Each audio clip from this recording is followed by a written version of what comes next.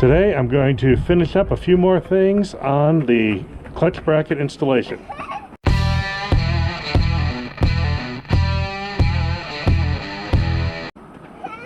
Now you may have noticed, if you try to install the clutch bracket, there's an automatic transmission brake pedal in the way. Let me show you how to deal with that. So you can see, this is the setup I have. This is Scrappy, the gasser. It's a 94 ZJ. And your brake pedal would normally go right here, which interferes with the clutch pedal. This is the regular automatic brake pedal. All I did, peel this thing off here, I just sawed off half the brake pedal. By sawing off half the brake pedal, it fits perfect.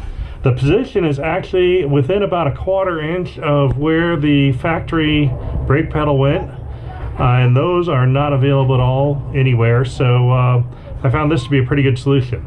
Of course, I don't advocate just modifying your brake pedal randomly. Make sure it's still sturdy, don't break any welds.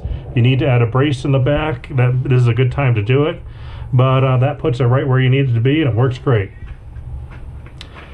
The next thing you need to look at is the wiring. In order for the starter to work, there is a wire for the computer that needs to be grounded. So this is going to ground out that wire when you press the clutch pedal in.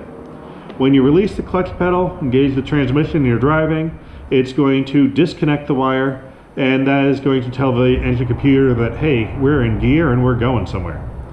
So by having it go in and out with the clutch pedal, we're going to basically simulate what the automatic transmission would be telling the computer to do. Now there's a number of different prongs here. They do different things. Some are closed when it's out, some are open when it's out.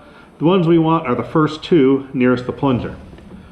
All we have to do is hook one terminal to the wire to the engine computer, which I'll show you in a little bit here, and the other terminal is ground. And that's it, we're done. Now, if you were lucky enough to be in a junkyard and grab the parts you need, you hopefully grabbed the connector. These connectors are ridiculously expensive, like 50 bucks. So if you see one in a junkyard, grab it, and that will plug directly into your switch. Use the first two wires, everything's easy. If you don't have this connector, it's not the worst thing in the world. You still can get around it, and it's pretty easy. Actually, I don't think I've used this connector in more than like 1 or 2 actual conversions. Usually I just hack off this top and put some electrical connectors on. So all we do is we cut off the protective shielding, and you can do this in a number of ways. I happen to have these razor pliers, which work really well for this kind of stuff. We'll just slice through that. Slice through this.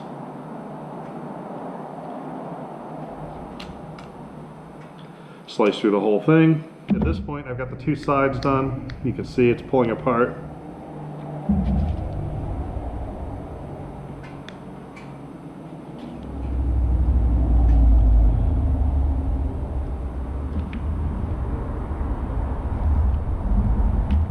There we go. We are done. So now, the first 2 connectors are the ones we need. Spade terminal, and it's a nice tight fit, so you don't have to worry about them coming off. Boom. Boom, you're done.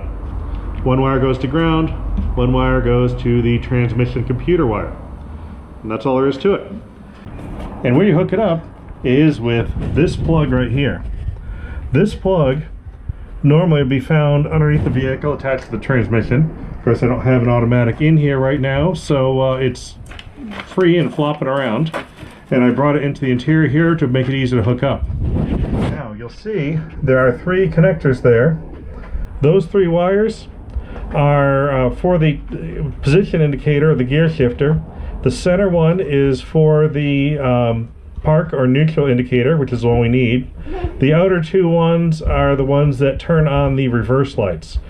Now the center one, basically what you're going to do is you're going to ground that out in order to get it to start. The outer 2 ones, you're going to connect them together to have reverse lights.